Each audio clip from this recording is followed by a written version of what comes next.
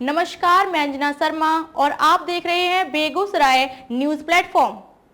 आइए शुरुआत करते हैं आज की खास खबर से। 10 वर्ष से बलात्कार के पीड़ित लड़की न्याय के लिए भटक रही दर बदर। थाना से लेकर कोर्ट तक 10 वर्ष से लगा रही न्याय के लिए गुहार। 10 वर्ष पूर्व रेप से जन्म लिए बच्चा आज भी कर रहा है अपने पिता के नाम का इंतजार। 10 वर्ष पूरा होने के बाद भी बिना पिता के नाम का नहीं मिलता है किसी विद्यालय में नामांकन। 2014 में ही मंझौल डीएसपी और बेगूसराय एसपी अपने पहले जांच में दे चुके थी गिरफ्तारी का आदेश। मुंगेर के डीआईजी के द्वारा डीएनए टेस्ट होने तक गिरफ्तारी पर लगाया गया था रोक। 10 वर्ष में पुलिस नहीं करा सकी डीएनए टेस्ट, बिना डीएनए रिपोर्ट आए ही पुलिस ने अचानक 10 साल बाद मेन अभियुक्त को किया केस से बरी। यह एक घटना है, लेकिन इसे मैं आपको एक कहानी के रूप में बता रहा हूँ। कहानी के रूप में बताने का कारण है कि बिहार में ऐसी घटनाएं कहानियां बनकर ही रह जाती हैं। बिहार में ऐसा ही होता है। बिहार में ऐसा क्यों होता है, अब घटना की तरफ चलते हैं। जान लीजिए कि 10 साल पहले यानी कि 2013 में एक दिव्यांग लड़की का बलात्कार हो जाता है। बेगूसराय के मंझौल थाना के चेरिया बरियारपुर प्रखंड के पबड़ा पंचायत में गांव का नाम भी पबड़ा ही है।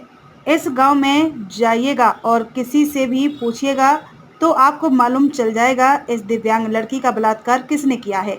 एक आवाज में नाम सुनाई देगा नरेश सिंह का।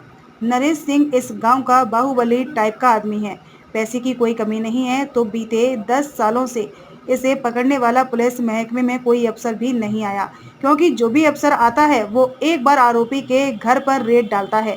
उसके बाद आरोपी के यहाँ से पैसा जाता है और पैसा जाने के बाद जो थाना अधिकारी होते हैं वह चुपचाप अपने ट्रांसफर तक पड़े रहते हैं और आरोपी जो है वह खुलेआम घूम रहा है। एसपी साहब और डीएसपी साहब के रिपोर्ट में गिरफ्तारी का आदेश होने के बाद डीआईजी साहब के द्वारा डीएनए करने के बाद गिरफ्तारी होगा, ऐसा आदेश हुआ था। लेकिन 29 मार्च को स्थानीय थाना बिना डीएनए रिपोर्ट आए अपना निजी स्वार्थ की पूर्ति कर नरेश सिंह का नाम फाइनल करके चार्जशीट दाखिल कर दिया है।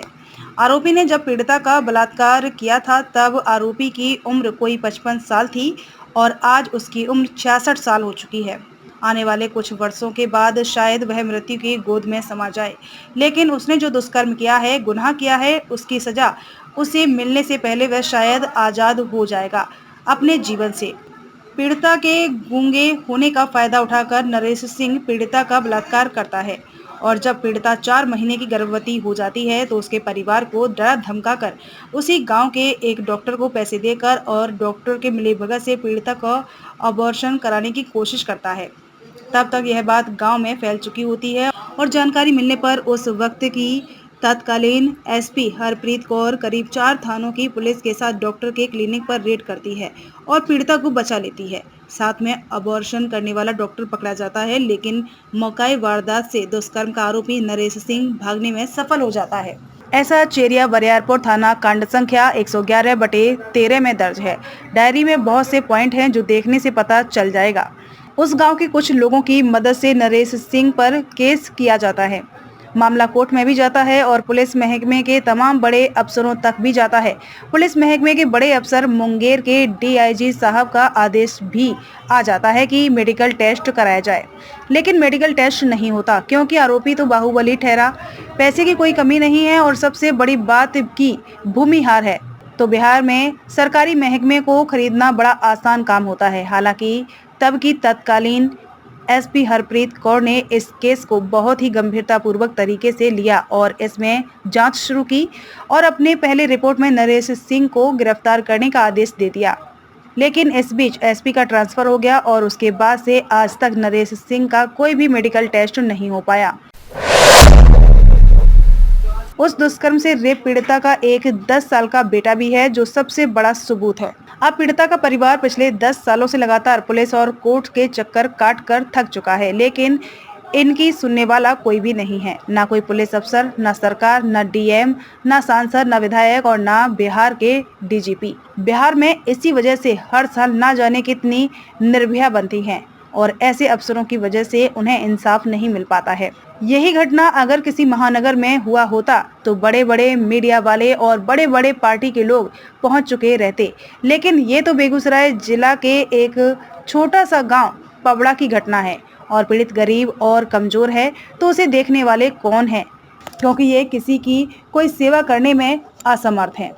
बेगूसराय से बेगूसराय न्यूज प्लेटफॉर्म के लिए दिवाकर कुमार की खास रिपोर्ट।